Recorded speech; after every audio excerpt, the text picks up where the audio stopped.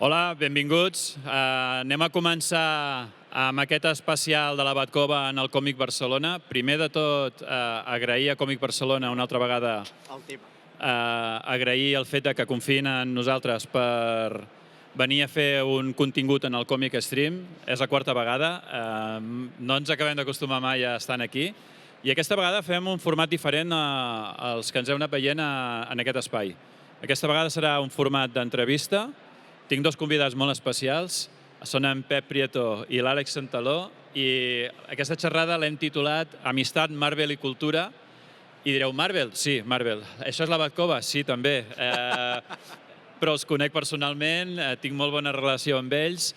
Que ens agradi molt DC no implica que no coneguem també Marvel i el puguem disfrutar, i ells han gaudit molt de tot un camí acompanyant-se l'un a l'altre, gaudint de Marvel, fins a arribar a una cosa que veurem, que ja es veu en aquesta imatge, que és el tot Marvel. O sigui que benvinguts, doncs comencem amb la xerrada. Senyors, Pep Prieto, Àlex Santaló, ja fa temps que ens coneixem. Bàsicament, escriptor, treballes amb els mitjans de comunicació, fas crítiques, fas recomanacions. Àlex Santaló, il·lustrador, has treballat en tot tipus de feines al voltant de la il·lustració, des de cobertes de llibre, encàrrecs de disseny, com comentàvem fora de micro, fins i tot una etiqueta d'ampolla de vi. Unes quantes. Hem passat una mica per tot. Sí. I com jo vaig penjar en xarxes, hi va haver un moment en què us vau conèixer. Ho podeu explicar un moment, sisplau? Explica-ho tu, que la xarxa és ja la meva versió. Ja la teva versió a xarxes? Sí, el vídeo que ha penjat a xarxa sóc jo explicant com ens vam en una entrevista que ens vam fer. Ara explica-ho tu, així tenim les dues versions. A veure si quadra. És que no recordo que expliques el vídeo perquè no t'escolto en general. Anem bé. Te'n recordes del programa aquell del Jesús Puente, que les parelles donaven una resposta i l'altra l'havia d'encertar? Sí. Doncs va. No, va ser... ens vam conèixer... Era un acte de Serializados? No? Era un acte. No, era un altre podcast. Ah, no, el teu podcast. Ah, no? Ah, sí, home, sí, perquè ens vam retrobar en presentacions de llibres. Sí. Sí, home, sí, això sí. Era un podcast que es deia Hellfire Club, Sí. que em vau convidar l'Oriol Estrada i tu, allà al Clot era, no? Sí, sí. Era Ràdio Clot, de fet. Ràdio Ateneu del Clot. Ràdio Ateneu del Clot, que no és el mateix que Ràdio Clot. Fundada per nosaltres. Exacte. Llavors, em van convidar a parlar de Marvel, justament, no? Sí, jo crec que sí, que era de Marvel. Perquè s'havia estrenat una pel·li dels Avengers, pot ser? Pot ser. I és que clar, fa molts anys d'això. I bé, allà vam connectar molt els tres, les coses com siguin, però al final l'Àlex i jo, també per circumstàncies personals, ens vam com ajuntar més amb Oriol. Oriol venia de tant en tant, però Oriol tenia dos hàndicaps, un que vivia a Mataró, i que tenia una vida. No, viure a Mataró sempre és un hàndicap, ho tenim clar. Jo que vinc de Girona ho tinc claríssim. En aquell moment no teníem parella, no teníem futur, va coincidir. No teníem calés, no teníem res, només ens teníem una a l'altra, diguéssim. Teníem una sitcom. En aquell moment teníem una sitcom. Exacte. I vam acordar, doncs... no vam acordar res. Simplement, de manera natural, quedàvem per mirar sèries, per anar al cine, per jugar a la PlayStation, jugàvem al Lego Marvel. Sí. I bé, això que va començar com una amistat purament mundana va anar evolucionant cap al factor professional. De fet, vam arribar a escriure el tractament d'un guió de còmic.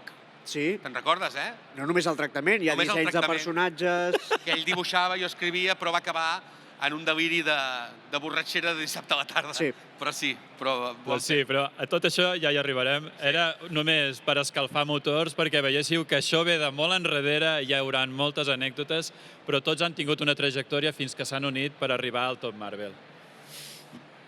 Trajectòries individuals. Com veieu aquí... Podeu veure? Sí, no? Sí. Veiem. A una banda veureu tota una sèrie de llibres que ha publicat en Pep Prieto i en l'altra tota una sèrie de portades que ha il·lustrat l'Àlex Santaló. O sigui, en el món literari ja tenim tota una sèrie de treballs, cadascú per la seva banda. Explica'm 4 cosetes molt ràpides de com ha sigut aquesta trajectòria fins a arribar al dia d'avui de la teva part literària. La meva, buf. Sí, és perquè així es sàpiguen una mica com ha sigut el teu camí fins aquí. Fins ara, bueno, ara deies que mai havies cobrat tantes bestretes com ara, però que igualment no dona.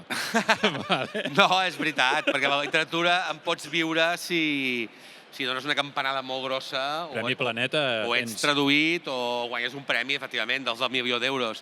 No, la meva trajectòria comença amb un premi, justament. Jo havia escrit tota la vida i la primera novel·la, que era una novel·la curta, que es deia La disfressa de l'indigent, va quedar finalista d'un premi a Girona, que es deia Just Manuel Casero, que es diu, perquè encara s'entrega, i això em va obrir les portes del sector i he anat publicant regularment des d'aleshores. De fet, aquest any ha fet 20 anys, no? El 2025 va fer 20 anys de la meva primera novel·la. I bé, he tingut la sort d'anar empalmant projectes, editorials diverses, he anat excavant, diguéssim. Però has tocat una mica de tot, has fet relat curt, Sí, m'han passat coses molt rares, perquè jo només em volia fer novel·les, era la meva aspiració, continuo fent-les, però entremig em van arribar propostes per fer llibres de contes fantàstics, he publicat llibres d'assaig en castellà, que per un tio de Girona és un sacrifici que la gent no pot arribar a entendre. Assajos de cinema en castellà des de Girona, una de les ciutats que té més sales de cinema per habitant, vull dir, i tot i així els cinemes diuen que no se'n surten. Exacte.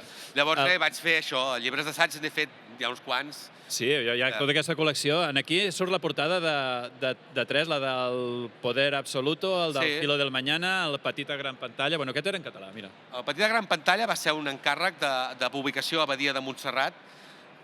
T'he de dir que qualsevol editorial en nom de religiós jo normalment dic que no, abans que em facin la proposta.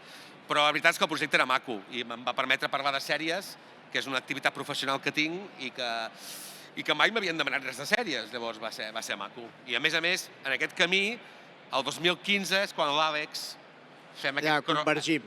Quan convergim, quan publico una novel·la que es diu Els Llunàtics, és quan l'Àlex entra a la meva vida professional i comencem a fer moltes coses junts i em va fer una portada que la veritat és que m'encanta. Això està a la següent diapositiva. No t'avancis. M'avanço. Vale. Portades, Àlex Santaló, portades, il·lustracions. Aquí també hi ha un recorregut interessant. Hi ha llibres que te'ls has fet tots tu, altres han sigut encàrrecs, com llibres del delicte. Explica una mica com ha anat això. Clar, jo vaig començar amb el món del còmic abans de publicar còmics fent tot el que venia. A nivell laboral he fet moltes coses, totes relacionades amb el dibuix. Però potser de les que hi ha aquí, el primer que vaig autoeditar-me van ser les vinyetes de futbol, les del Gol Sud, que va ser un projecte meu d'obrir un blog amb el repte de fer una vinyeta diària sobre el món del futbol. El vaig mantenir, no sé si 3 anys. O sigui, un Ink October amb Aguanta'm el cubata, que això no serà només del mes d'octubre. Dissabtes i diumenges també, era una bogeria. I després entro en el món del còmic amb la mà de Glenat i del Terrat, amb aquests còmics de Me gusta el futbol i Me gusta internet, però després el gran salt jo crec que el faig i sento ficar una altra persona aquí, abans que tu, que és el Marcel Pinyol, que em dona la iniciativa com si fos un torero amb el Baluart 1714, i a partir d'aquí col·laboro amb ell en uns quants projectes fins que em quedo a Panini i publico el 17 i el Me gusta el futbol, però abans d'això ja vam començar a col·laborar amb el Pep, però no t'ho diré perquè està a la propera diapositiva. Col·laboracions, aquí hi ha aquestes. El que estem fent és una mica de radiografia en perspectiva general. No entrarem al detall en tot perquè si no, no ens donaria temps. Necessitaríem més estona. Hauríem d'haver començat a les 4. Aquí he triat aquestes 4 portades. Com ha anat, això? Perquè aquí va començar un camí que ja no ha parat. De fet, els Llunàtics, l'encàrrec de la portada va venir... Jo tenia un editor que pagava molt malament. L'avantatge que un editor... Quina sorpresa. Sí, però aquest pagava tan malament, de fet, pràcticament pagaves tu. És a dir, aquest era el nivell, no? Llavors, aquest paio... I m'estimava tant que em va recomanar perquè jo treballés també amb ell. No, però, clar, l'única virtut de treballar amb editors pobres i que volen que tu siguis pobre és que pots posar condicions amb qui treballes. I a mi no m'agradaven gens les portades d'aquesta editorial i vaig dir, escolta, et prestaries a que jo portés un il·lustrador? I em va dir, bueno, quan em costarà, no? Va ser el diàleg de qualitat que vam tenir. Llavors, bé, va acceptar-ho i d'aquí en neix la portada dels Llunàtics, que bé, ara, vist amb la perspectiva, t'he de dir que el personatge central s'assembla a mi, però la versió inicial s'assemblava encara molt més a mi. Me'l van fer retocar. Li vaig dir, tio, treu-hi musculatura i carisma. Musculatura i carisma. Sí, treu-hi, que s'assembli més a mi. Sí. Llavors, la veritat és que aquesta portada va ser l'inici. Singularment va passar una cosa raríssima. 2 anys després canvio d'editorial, em fitxa Bridge, amb una novel·la que es diu Carnada, que és la meva primera novel·la còmica, podríem dir, perquè és una sàtira. Sí. I de cop i volta l'editora li dic, oi, m'agradaria molt portar el meu il·lustrador, i la Yolanda Bataller, perquè s'ha de dir amb tots els noms, va dir, oh, i tant! No? Vull dir... Sí, i a partir d'aquell moment em converteixo en el seu mono a medio. Ell va canviant d'editorials, com en Marco, i jo vaig com el mico a sobre fent les portades. Sí. De fet, he de dir una cosa, hi ha un No he llibre... vist a venir aquesta comparativa, eh? No l'he vist a venir, ho confesso. Mono Amelio, de veritat. Hi ha un projecte intermig que no és propi, que tu també participes. La Mònica Usart va fer un llibre que es deia Només seran 4 gotes, que de fet era el seu primer llibre assagístic sobre meteorologia, i a mi em va demanar com que fes contes, i el llibre està esquitxat de coses meves, i l'Àlex va pujar aquest carro. Llavors vam acabar treballant en aquell projecte de la Mònica, que va ser un llibre ultravenut, me'n recordo que ho va petar. De fet, diria que és l'únic llibre pel que encara rebo royalties. Veus? Gràcies, Mònica, des d'aquí. Interessant. Sí, sí, sí. I el mal pare? Perquè jo haig de confessar que, com a anècdota personal, jo vaig veure com dibuixaves això fent un directe de Twitch. Clar, és que aquesta col·laboració ens va enganxar en plena pandèmia. Exacte. I no només això, sinó que em va obrir una porta, la de Llibres del Delicte, on, fins a arribar aquí seguíem aquesta trajectòria. Va ser la teva primera portada per Llibres del Delicte. Sí, sí. Imagina't. A partir d'aquí, ell va canviant d'editorial i demana que tinc aquest nano, potser us desgrava i us fa la portada. Si es diu Amelio, no? Us ocupa una plaça especial, no? I què passa?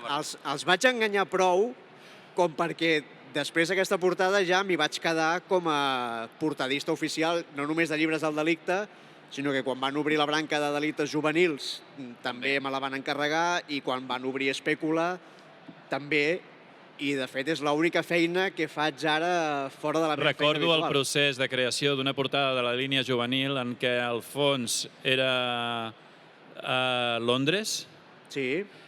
Que quan el vas començar, que tu explicaves aquí hi haurà això, hi haurà l'altre, i jo anava mirant i, hòstia, jo no sé com anirà a parar el que acaba de dir, de veritat, no ho veig, no es veia, i de cop, hòstia, sembla que comences a tocar les capes, hòstia, ja, pam, i apareix l'Skyline, el Big Ben i tal, i dic, no pot ser, tio. No, això va ser curiós, perquè clar, estàvem en plena pandèmia i jo parlant amb el Marc, l'editor de Llibres del Delicte, li dic, mira, he pensat que puc retransmetre per Twitch com faig les cobertes, què en penses, no? I em vas guanyar el cor amb la teua manera de fer transició d'escenes amb el logo aquell lo de Batman. I ell va pensar que era, a part que estava xulo veure el procés, que a més podia servir una mica per reclam de part de l'editorial, i em va dir endavant, i veig que la cosa va tenir el seu resultat, perquè encara algú em recorda aquestes retransmissions de Twitch. A part de jo. Sí. És que érem uns quants mirant-ho, i veies els números, hi havia gent, molta gent mirant-ho. Tu anaves fent, anaves explicant, de tant en tant paraves. De nit, la gent, ja la família marxava a dormir, i dic, va, anem a connectar-nos i a treballar una estona, i potser em passava 3-4 hores dibuixant i xerrant, que allò era complicat. També has de dir que el primer que vaig veure no s'escoltava res i es veu que li havien silenciat per haver posat música. Sí, pot ser. Pels drets i això. Sí. Ja, però aquest camí que sembla tot flors i violes a partir de fer col·laboracions literàries, resulta que també té una altra branca, i és que no tot ho fèieu en paper, sinó que hi havia hagut tota una altra passió que tu tens, Àlex, i és el tema dels podcasts. Sí. Ja ha sortit la poteta abans del tema. Hi havia allò dels esmorzars de cafè i cigarro. Bé, això va començar sent el cafè i cigarro, que vam començar a fer aquest podcast farà 20 anys. Sí, és que jo crec que fa 20 anys d'això. I clar, pot ser que sigui encara una mica més, que diria que era un pèl anterior... No, és que pot ser. No, ara sí. Sí, jo vaig quedar parat, comprovant els anys. No hi havia la cultura de podcast que hi ha avui en dia. No hi havia la facilitat d'emetre en streaming. Ens va costar molt fer-ho, però és que el que volíem era crear una emissora de ràdio. De fet, ho vam fer a l'Ateneu del Clot. Vam muntar una emissora de ràdio. No només estàvem els del cafè i cigarro, hi havia 6 o 7 programes que es feien allà amb regularitat. I a partir d'aquí li vaig trobar el coquet al món de la ràdio, del podcast, de com li vulguis dir. I 5 o 6 anys després va aparèixer el Club Hellfire amb l'Oriol, amb les ganes de parlar de les tonteries que ens apassionaven, amb gent amb ganes de parlar d'aquestes mateixes tonteries. Que el Club Hellfire va tenir un tancament d'honor en el propi Còmic Barcelona fa un parell o 3 d'anys en l'espai Còmic Stage, abans que s'estrenés el Còmic Stream. Vull dir que, a més, recordo que va crear expectació. Hi va haver una mica de hype per xarxes i la gent, el Club Hellfire torna. De tancament, perquè no passés com el cafè i cigarro, que va quedar com quedem per esmorzar i obrim els micròfons. Això era... Les 2 últimes temporades van ser això, sense cap guió ni res. I en el Hellfire, com es pot veure aquí aquesta imatge, el Pep va ser un dels convidats i... Què estàs ensenyant, tu, en aquesta foto? És que no ho veig bé. No sé si és Cabin in the Woods. És Cabin in the Woods? Posa Pesadilla, la portada. Pesadilla, va. No, vam parlar del Freddy Krueger, cony, no me'n recordo. És veritat. És que no ho veig. Hi ha 2 coses que són invariables. Una, de Pesadilles encara n'hi ha, i el cabell d'Oriol, que ha canviat. Sí, De fet, ara no hi és. Però sí. Oh, per favor. Però va passar una cosa molt curiosa. Hi ha anècdotes al voltant del món del podcast i hi ha el gran episodi perdut de Scream. Deixeu-me posar una mica de context, perquè veieu que les cares de circumstàncies ja anuncien que hi va haver algun petit entrebanc aquí. I és que revisant l'historial i després preguntant en certes persones, dic, aquí hi ha alguna cosa que jo no trobo, i és que hi ha un moment en les xarxes socials que portaven la publicitat del que es feia, per exemple, en aquest podcast, i és que el Hellfire va començar a anunciar ens estem preparant per una marató, per comentar i gravar una marató de pel·lícules de Scream, que ja té... Vam estar donant pel sac amb el tema Scream setmanes, I ja s'acosta, recordes? Ja s'acosta un moment. I després apareix una publicació dient hem tingut un problema. Hem tingut un problema. No, a veure, les fotos que esteu veient aquí, això és un dia que vam quedar a casa meva, perquè amb un sofà tan ronyós només podria ser a casa meva, i vam quedar al matí, no?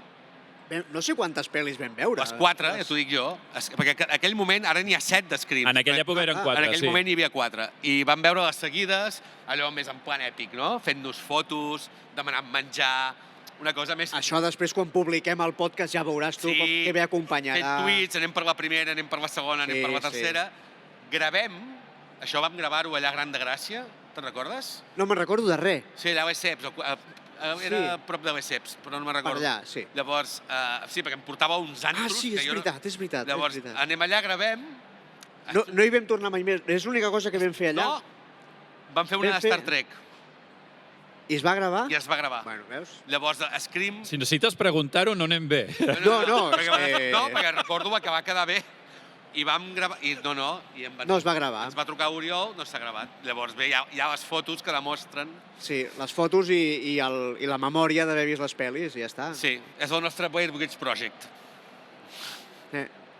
O sigui, us casqueu 4 pel·lícules, us penseu que s'està gravant tot. A més, el format del podcast era un reaccionar a la pel·lícula en directe, entenc, no? Per lo que m'han explicat. No, era més... El format del Hellfire era convidar algú que ens vingués de gust convidar i li preguntàvem de què vols parlar.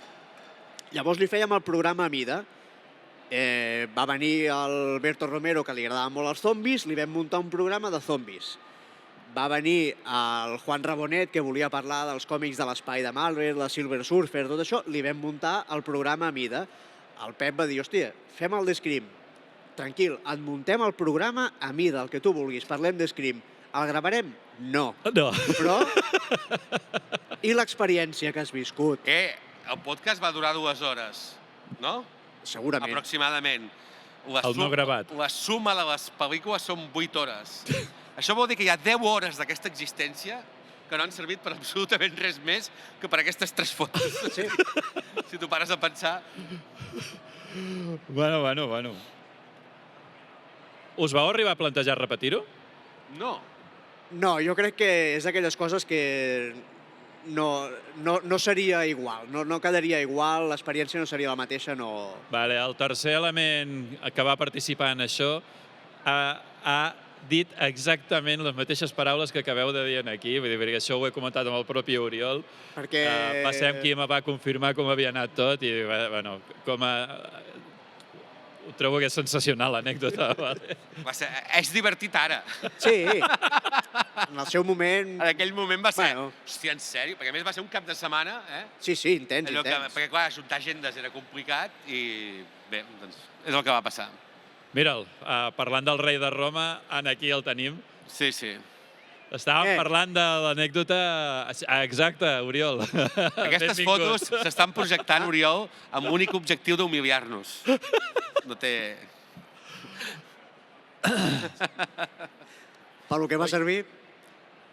Però després va aparèixer a dintre del Quins context... records, Quines mascaretes. quines mascaretes.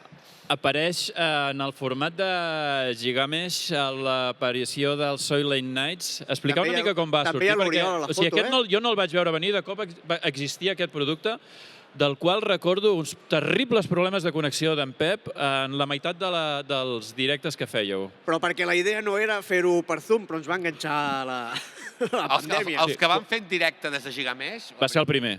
No, van fer només un, dos. Aquells van quedar, el primer no tant, però el segon va quedar bé. Va quedar bé. Llavors, just quan estàvem tècnicament perfeccionant-nos i començàvem a assemblar la NBC, llavors ens van tancar a casa i les connexions... A veure, jo visc al pis, el tinc al Guinardó, i no seria Silicon Valley, diguem-ho així. Llavors, el que va passar és que... L'eufemisme és maco. Teníem una connexió complicada i ens passava molt. Vam tenir accidents divertits, perquè me'n recordo que vam entrevistar en José Pérez, un actor amic, que venia a parlar de Malnacidos, i com que ens escoltàvem parlar de Star Wars mentre estava esperant, va voler entrar i vam parlar de Star Wars molt més que de Malnacidos. Sí. Bueno, com veieu en el braç de l'Àlex, és un trequi fins la mèdula, ho porta fins i tot gravat a la pell. Però és bastant recent, És bastant recent. No només el tatuatge, sinó la passió per l'univers de Star Trek. Jo t'he vist de fotos de fa cert temps amb l'uniforme pel carrer, Però com dic recent, clar, però jo ja soc gran. Per mi recent són 10 anys. Vale. És veritat, és que a partir d'ara ja... L'any 2002 era ahir, saps? I no, fan molts 24 anys. No, aquest projecte, tornant al tema, la veritat és que va ser maco. Va ser complicat i maco a vegades. Ens ho vam passar bé, va venir l'Oriol un cop més, en un intent que aquesta vegada quedés enregistrat, que així va ser. Sí. I va estar molt bé també per la complicitat que vam trobar amb Gigamesh, que ens van obrir les portes, de fet, ens les van obrir i nosaltres les tancàvem. Sí, senyor. Perquè començàvem a fer el programa quan tancava la botiga i ens quedàvem allà dins tancats amb l'Alberto de Gigamesh. Amb convidats, perquè va venir la Beneneira, me'n recordo. És que, de fet, diria que vau ser el primer, i no sé si n'hi ha hagut gaires que hagin mantingut aquesta capacitat de tancar la botiga al propi programa, perquè normalment s'han acostumat a que es fa abans. Moltes coses que abans es feien 7, 7:45, 8, les han adelantat fins i tot a les 6 per poder acabar, recollir i tancar. Nosaltres tenim un historial d'anècdotes. Que sou pioners en moltes coses, aquesta és una més. També vam ser pioners una vegada en una presentació d'un llibre nostre, a Gigamesh, que va venir una persona, però com que el pla només ens enfocava a nosaltres, no ho semblava actuàvem com si hi hagués més gent. Llavors parlàvem així quan hi havia un tio aquí. Clar, tu la recuperes per internet i dius, hòstia, aquests tios estan davant d'una multitud. I això va ser gràcies, en part, a l'experiència del Soyben Nights, que ens va ensenyar com falsejar la realitat. Aquí, per exemple, hi ha un oient del Soyben Nights, de les poques que tenien en aquell moment fixa. Però bé, jo m'ho vaig passar molt bé. De fet, ho hauríem de recuperar algun dia, perquè va ser molt maco. Tu creus que ara tenim temps Per de Zoom, fer això? sí. Sí, La connexió ja tens connexió, anava a dir-te, Ha millorat. depèn de com ho tinguis. S'assembla més a Silicon Valley ara? No, s'assembla al Bronx com abans, però la connexió ha millorat. El problema seria que Silicon Valley s'anés assemblant al Guinardó. Exacte. Ah, vale. No sé jo. Bueno, però en Pep i l'Àlex van veure una oportunitat. Vale? Això aquí és molt important, Farien el que no s'havia fet mai. Home, pel·lícules porno... Ah, no. Un llibre sobre Marvel! Sí. Que, bueno, en realitat sí que n'hi havia. Compte, però el nostre té una cosa que cap d'aquests té, El primer llibre de Marvel en àmbit individual en català. Ah, amigo. Vale? Amic.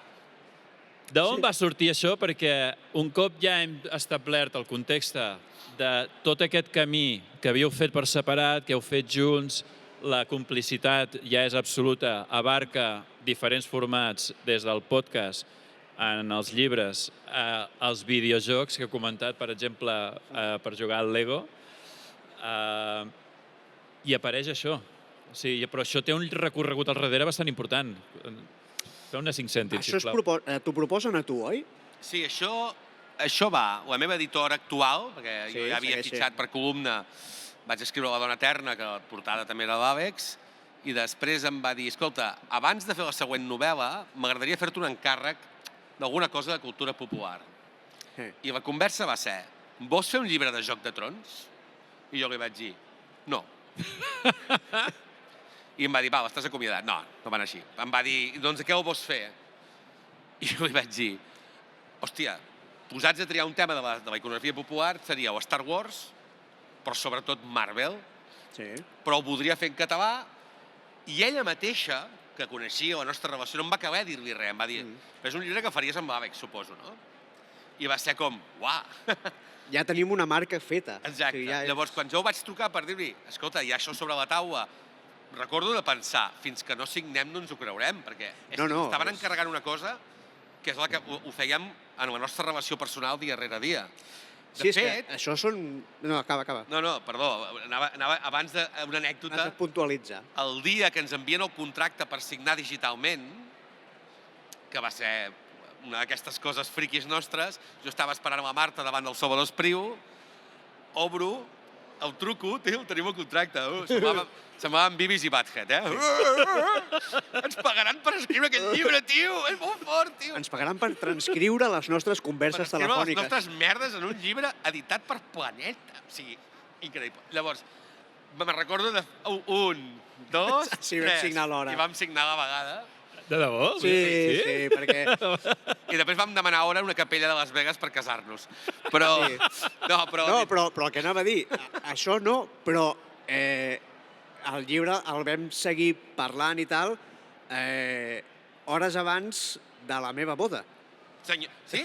Estàvem parlant del llibre, estàvem acabant de parir com el muntaríem hores abans de casar-me jo, perquè aquest senyor era el meu padrí, i estàvem allà ultimant, que ens estàvem mirant, però de què esteu parlant?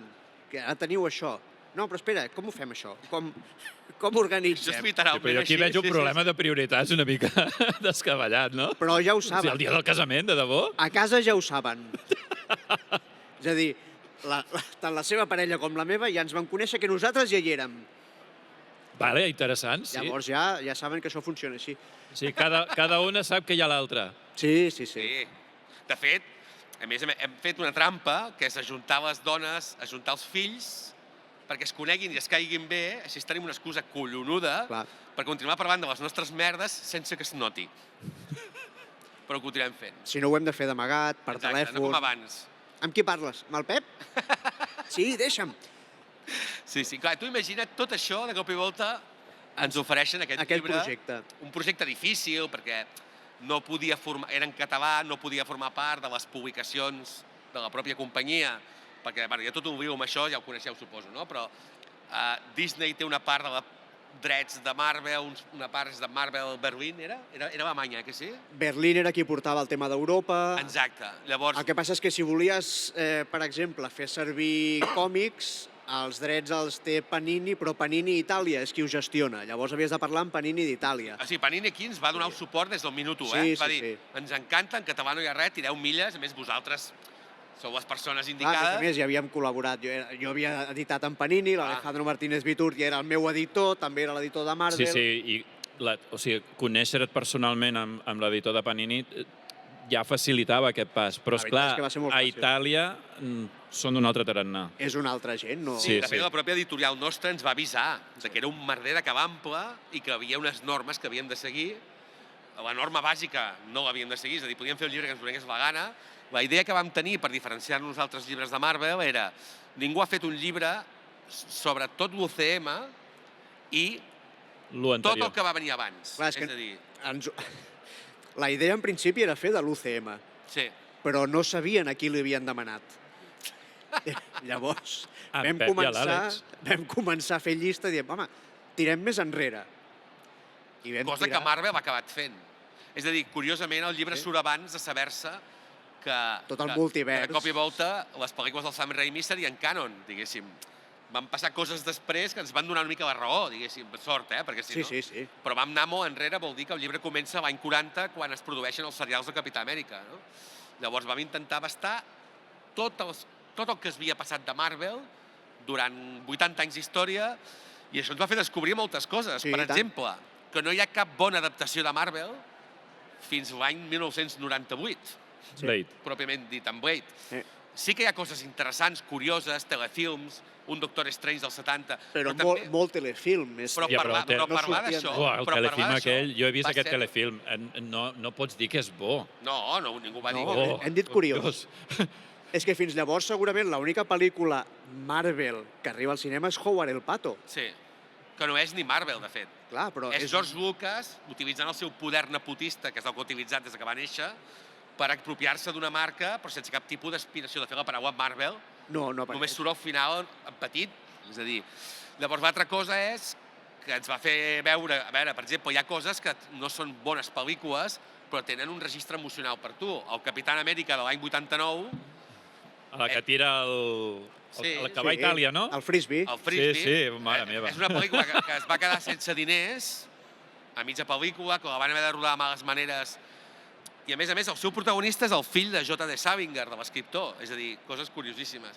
I jo fa poc vaig protagonitzar una anècdota curiosíssima amb això, que em vaig sentir molt raro, perquè vaig coincidir amb la Isabel Cuixet, que no té cap pel·lícula de Marvel, diria, Espera't, o no la vaig entendre. Bueno, hi ha gent que diria que no té cap pel·lícula, però no entrarem en tot aquest cas, meló, deixem-ho Jo estar. estava parlant amb Isabel Cuixet de la seva última pel·lícula i de cop i volta li dic, escolta'm, he detectat que en el teu cinema surt de manera secundària i recurrent un actor nord-americà, que és el Matt Salinger, i aquella senyora em va mirar com dient quin interès tens tu en el Matt Salinger? I li vaig dir, és que aquest és el Capità Amèrica del 89. I ell em va mirar amb una barreja de fàstic i tendresa i em va dir, és un tio que el conec de fa molts anys, em cau molt bé, i fa molta gràcia que fes aquesta pel·lícula que tu em cites, perquè ell és l'hereu dels drets del vigilant del camp de Sègol. Com dient, no ho necessitava posar-se l'uniforme, no? I em va agradar aquest moment de complicitat. Mai m'hagués pensat que l'autora de Mi vida sin mi, pel·lícula que odio profundament, em parlaria del Capitán Amèrica de la Canon. És una cosa que guardo en el fons del meu cor. Però bé, això és tot Marvel. Sí, Aquesta anècdota està ple d'elements Però- que són de dos tios que porten tota la vida mirant aquestes pel·lícules amb ulls de nen. no, i que fer aquest llibre ens va servir com a excusa per tornar a mirar-les, totes. Les Sí. sèries, Des del serial del Capità No, Amèrica, les- de debò. les- les vam veure sèries tot. senceres no les vam veure. És a dir, home, no però vaig tornar a entenc que veure vau fer un repàs i Agents que of sigui- S.H.I.E.L.D. perquè era bastant recent. Però tot el que són pel·lícules i telefilms les vam veure totes un altre cop. Mare de Déu.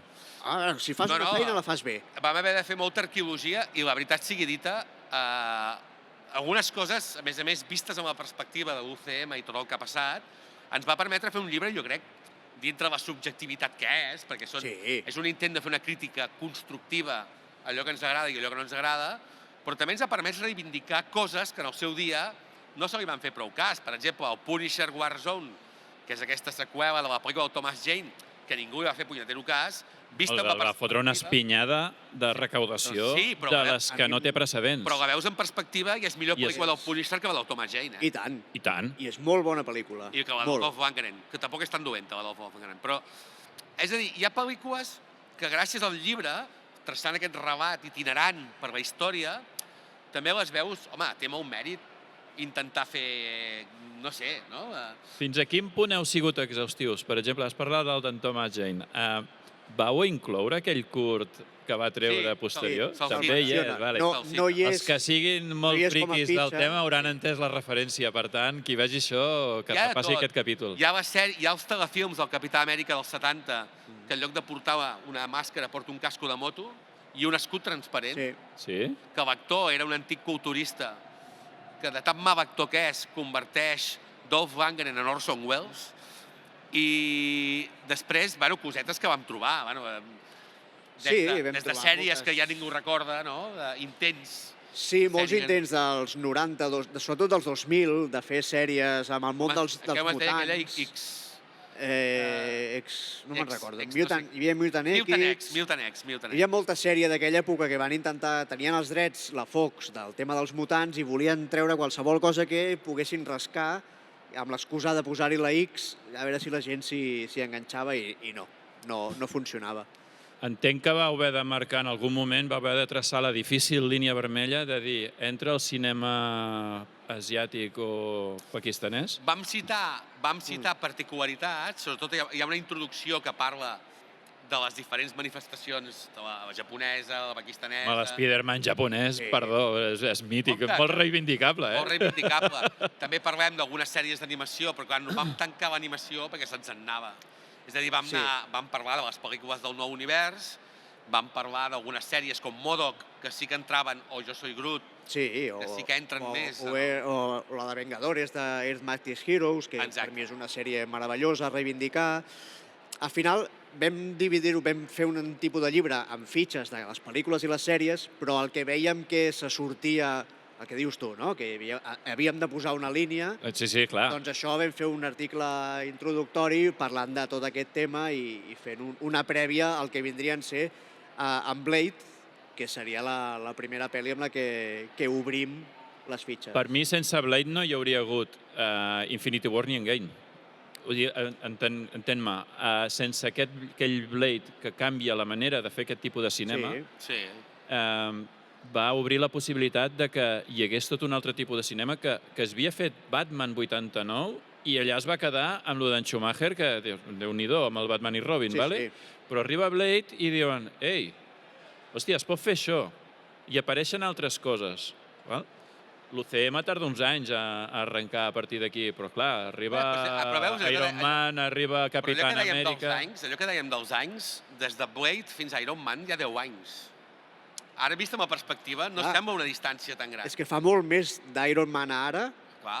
que de Blade. I de X-Men... fet, I l'Spider-Man del Sam Raimi... Ara mateix no sé si em caus bé o malament, perquè em fa ser conscient del pas del temps. No, És veritat. així, eh? De fet, l'Spider-Man del Sam Raimi, que de la saga del Raimi és la que ha envellit pitjor, la primera ha envellit Sí. en termes visuals, a mi em continua semblant una bona pel·lícula, però és veritat que quan fem el llibre ens adonem que hi ha coses que estan més juntes del que recordàvem, fins i tot. No? Sí, perquè és això, el muntem per ordre cronològic i clar, al principi estan molt espaiats. El que passa és que després, a partir d'Iron Man, cada any, entre les de l'UCM i les de Fox, que segueix produint les seves, potser cada any n'hi ha 5 o 6. Sí, sí. Fins llavors n'hi havia una cada any o cada 2 anys. Clar, i aquí anem a que tot això passava mentre la competència també estaven passant coses. Vull dir, havíem tingut el 2006 el Superman Returns, Sí. però el 2000... Bueno, després també hi ha Batman Begins, que està per allà, 2005, 2006, passen aquestes. 2005, no? És Batman Begins? Batman Begins el 5, el 6 ve el Superman Returns, però després apareix el Dark Knight. Sí. Apareix Dark Knight i a DC canvia tot. Vull dir, el que semblava que apuntava maneres, després és un èxit brutal. Tenim la trilogia de Nolan, després apareix lo de l'Snyder, però com que l'UCM estan fent les coses amb calma, reposat, deixen madurar els productes i arriba a Vengadores i ho canvia tot. També és veritat que Que aquest camí també el vau anar vivint vosaltres, comentant-ho. Al llibre podem ser justos amb una cosa, i és que hi ha pel·lícules que són bones per l'UCM, però no són bones pel·lícules. Sí. Per exemple, el Thor 2, El Mundo Oscuro, és una pel·lícula que és objectivament dolenta, en un sentit que està mal editada, es nota que es va acomiadar un director cada 3 setmanes. Costa de tornar a veure. El muntatge és estrany. És atropellada, Sí. Natalie Portman va pràcticament marxar d'aquell rodatge, van passar moltes coses perquè van acomiadar la Patty Jenkins, bé, van passar moltes coses, però en canvi, com a mires en el conjunt, és una pel·lícula No, molt clau per entendre tot el que passa després. És de les pel·lícules que més ha influït Sí. en el que passa després a Endgame, i dius, ostres, com pot ser, no? Això és una cosa que Marvel ha sabut fer molt bé amb l'UCM, que és l'aprofitar les seves errades, entre cometes, per treure-li un rendiment després, quedar-se amb les parts positives d'allò per treure un rendiment. Ja ho feien amb aquells one-shots que omplia els buits entre pel·lícules, Sí. que feien aquells curs d'en Coulson anant a un lloc o l'altre, i t'anava a dir, hòstia, aquells foradets te'ls anem omplint així. Agents of S.H.I.E.L.D. també va servir una miqueta per omplir forats entre pel·lícules. Al principi funcionava molt bé i era canon, que sí. després la van descanonitzar ells mateixos. Clar, però jo crec que ho han sabut aprofitar molt bé, però precisament pel que deies tu, tenien un pla, no sé fins a quin punt estava traçat des del principi, o van saber adaptar-se molt bé a com anaven les coses. I per la banda de DC es veia una mica reactiu al que estava fent Marvel. I parlaves de la trilogia de Nolan. Per mi una cosa que ha sabut fer Marvel és barrejar estils i barrejar estils de pel·lícules. És a dir, pel·lícules fosques, més serioses, amb pel·lícules més còmiques.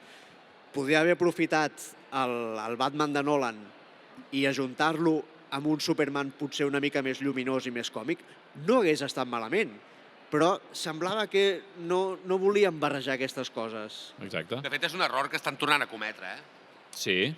Jo penso que el Batman del Pattinson podria perfectament estar integrat en un imaginari més ampli i no passaria res, però en canvi s'ha obcecat el Gunn, com els seus predecessors. No, Batman va a part. No, Batman no va a part.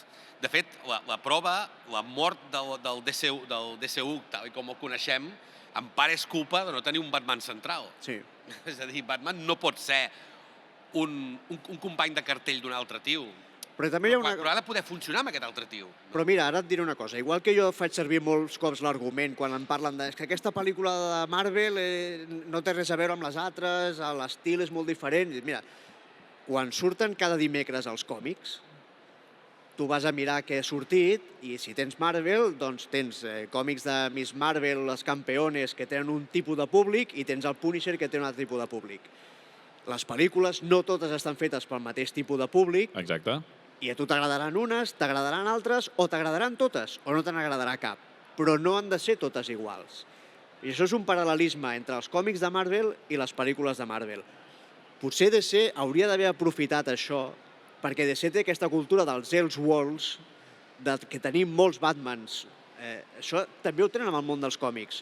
Si ho haguessin sapigut explotar, tenint tants Batmans cinematogràfics jugant això, només hi juga una mica Flash, que fa tota aquesta barreja, aquest pastitxe estrany que vol jugar, però, hosti, potser si haguessin tirat per aquí i ho haguessin sabut explotar conscientment, no amb les baralles, ara marxa l'Snyder i ja no podem tirar per on està fent ell. Mira, fa poc vaig veure, i vaig dir a l'Àlex, vaig tornar a veure la sèrie de Flash de la CW sencera. Sensacional. Almenys les 4 primeres temporades són sensacionals. Però escolta'm una cosa, jo com vaig veure que un capítol, diria que és de les temporades finals, apareix l'Ashby Scott, que és la protagonista de Birds of Prey, la sèrie cancel·lada de principis del 2000, tancant el seu propi arc narratiu d'una sèrie cancel·lada en un pròleg d'un capítol, o que veus en John Wesley Shipp recuperant el Flash dels 90 i tancant el seu arc narratiu amb la doctora Tira McGee en un capítol de I en els crossovers amb Arrow surten Brandon Road tancant el Superman de Superman Returns. Això és una cosa que va ser preciós. No, o surten versions alternatives de Bruce Wayne, és a dir, surt el Robert Bull del Batman del Tim Burton del 99 activant la Bat-senyal. I fixa't, en el mateix univers tens en Brandon Routh fent de Superman i fent d'Atom. I no passa res. I a més, un Superman de l'Ellsworth, perquè veiem el logo del Kingdom Come. I amb la situació de he perdut la meva dona, ha mort tothom, però no puc deixar de ser Superman. Jo quan vaig I veure ho aquella explica sèrie- d'aquella manera amb l'altre Superman, que després va ser el de Superman i Lois. I no hi ha cap problema. La gent no és tan curta com per no entendre-ho. Però Doncs Que és el que aleguen ells, eh? Clar. No es poden barrejar dos Batmans. Però què m'estàs dient? Però és molt gros. Tu permets que en una sèrie de la CW surti l'Ezra Miller, que per sempre més serà el tio que va enfonsar la franquícia Flash, fent un cameo divertidíssim, perquè es troba amb el Flash del Grant Gustin i tenen un diàleg absolutament esperpèntic. Et permets el luxe de posar 3 actors de Superman en un mateix capítol i resulta que allò que val per la CW no val pel cinema, quan la competència ho està fent la mar de bé. No s'ha entès mai aquesta mena de conservadorisme que han gastat amb les seves pròpies bogeries, diguéssim. Clar, és que... No s'ha entès mai. Jo crec que el James Gunn és un tio capaç d'anar... Jo crec que és capaç de fer-ho, però ja saps que amb en Gunn vaig amb peus de plom. Desconfia, l'Àlex desconfia. Perquè tampoc estic molt d'acord amb el que ha fet a Marvel. Llavors, a veure... Tant des dels que esteu molt més vinculats a que Marvel us faci sentir coses, com jo des de la vessant de DC, tots estem d'acord que fins a l'Endgame funciona com un tiro, l'UCM. Vale? Després d'aquest Endgame, la fase 4 va ser una mica xichinabo, la 5 no et sabria dir si m'ha agradat o no, però hi ha coses que, bueno, sembla que apunten maneres. Ara hi ha coses que m'estan començant a interessar una altra vegada, quan m'havia mig baixat del carro. Jo crec que porten un any molt bo, sincerament. Sí? Tu mires... Van haver de posar el freno, van dir menys quantitat, més qualitat, perquè amb el tema sèries potser se'ls havia anat una mica de Però les les mans. últimes sèries, t'he de dir, tu veus el Wonder Man, veus el Daredevil Born Again, que els 2 últims capítols és del millor que ha fet Marvel en tota la seva trajectòria, i veus els 4 Fantàstics, que és una pel·lícula molt infravalorada, i penso... Però si ho mires pel·lícula a pel·lícula, individualment, fora del que vindria a ser la trajectòria, és el que dèiem, n'hi ha de millors, n'hi ha de pitjors, però són pel·lícules que s'aguanten. El problema és, el que deies tu, després d'Endgame hi ha molta presentació, però no arribem mai al nus. Totalment d'acord. Anem presentant, i quan portes 8 anys de presentacions i no hi ha res més, la gent es baixa del carro. Mentrestant, el teu públic va creixent, diguéssim. Es desafecta d'alguns personatges, vol els personatges principals. Per què les pel·lícules dels Avengers ningú dubta que arrasaran aquest any? Perquè és una marca que aglutina tot l'espectador potencial que té la franquícia. Però si tu estrenes, què et diré, The Marvels, que és una pel·lícula que jo li tinc un amor absolut i que no he entès mai, és l'única pel·lícula de Marvel que ha perdut diners, l'única de tota la seva història. Dic Marvel com a marca, Sony n'ha perdut molts i més espero que en perdin aquesta vida. Però, no, perquè clar, després de Madame Web, és que això de Sony... No t'agrada Madame Web? M'agrada que existeixi, però purament per comparar-lo amb altres coses, diguem-ho així. Mare de Déu. A mi m'agrada més Craven. A tu t'agrada Madame Web? No, gens. Ah. Però no m'han agradat cap de Sony. Cap. Home, els Spider-Man sí. Bueno, sí, els Spider-Man. Parlo del present. Sí, però perdona. Però té detalls molt macos pels fans, Madame Web. Que t'aparegui el nom del clon, jo trobo que és un detall preciós. Sí, que té detalls molt macos, molt. Per qui conegui Madame Web, segur. Per aquelles 4 persones l'hauran gaudit d'una forma espectacular. Però Spider-Man també, sí, des de segurament la segona d'en Raimi, tampoc és que m'hagi apassionat cap.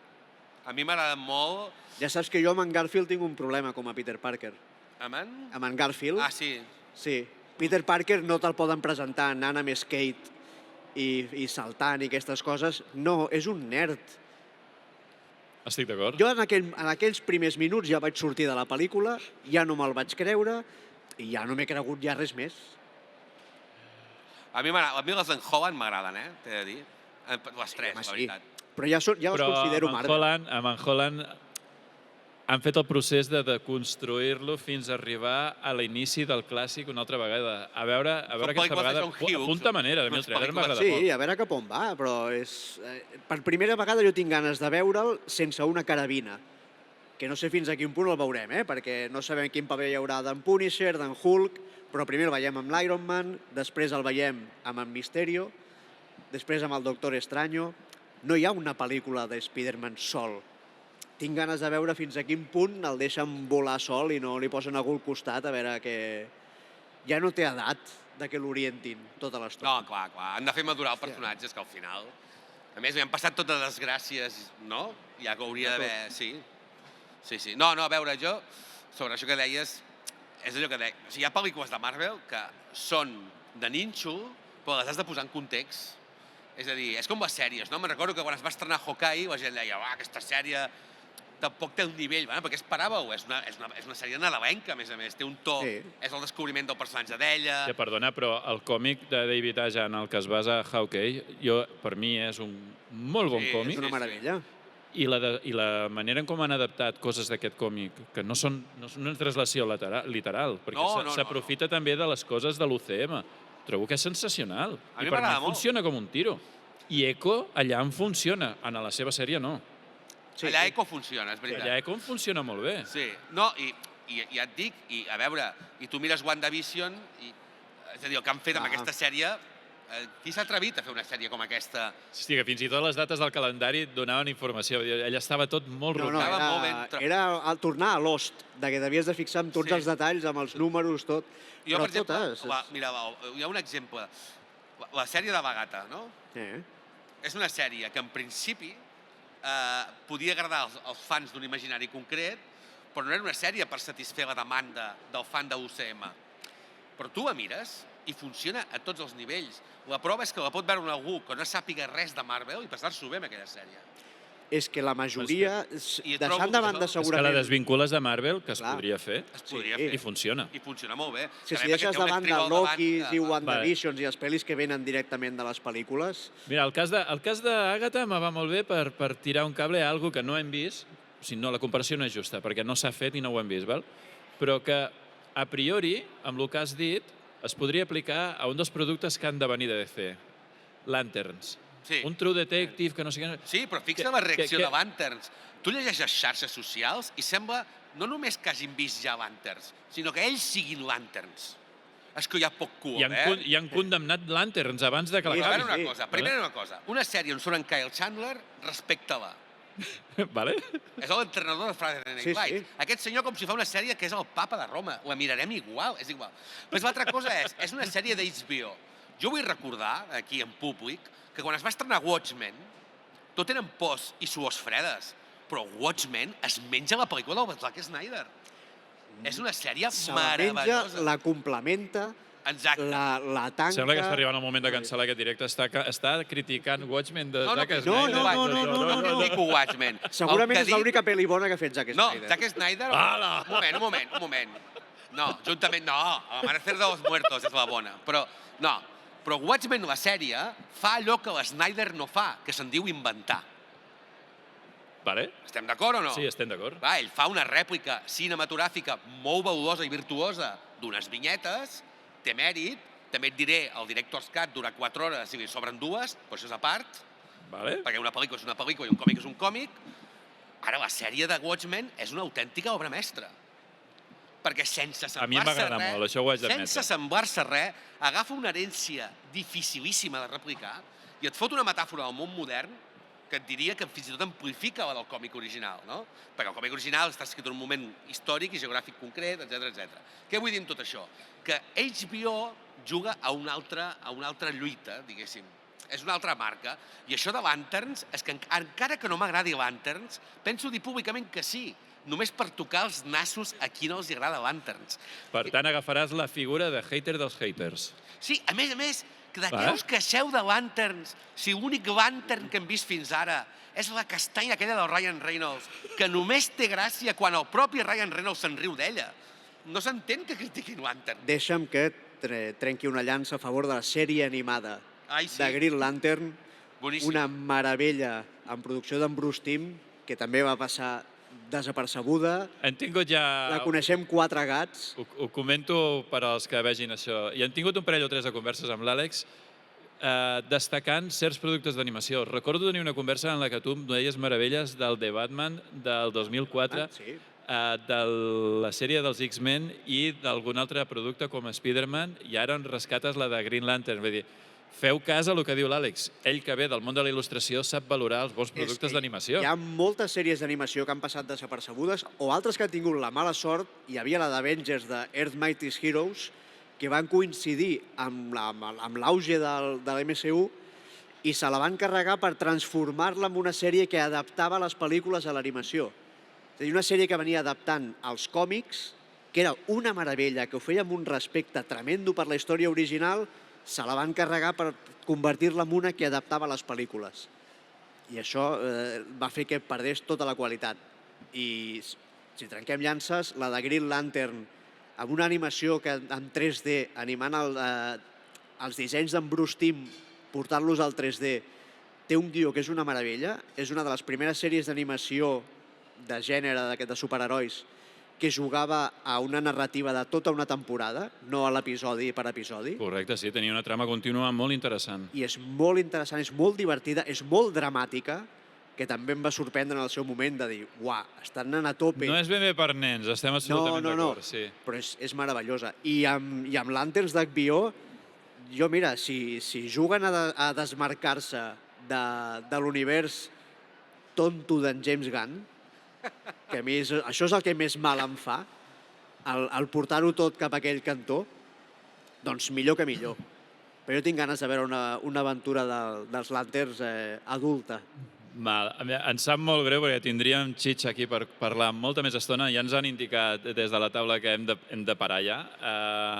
Jo crec que hem vist un recorregut de la seva trajectòria i hem comentat una mica fins a arribar al seu llibre del Tom Marvel i la situació de coses que hem vist ara. Per tant, us convido que els seguiu en xarxes, que recupereu continguts que han fet, com tots els podcasts que heu vist o els llibres, material que ha il·lustrat l'Àlex. I fins aquí. Moltíssimes gràcies a tots els que heu vingut i que gaudiu molt del que queda del Còmic Barcelona. Moltes gràcies. Gràcies.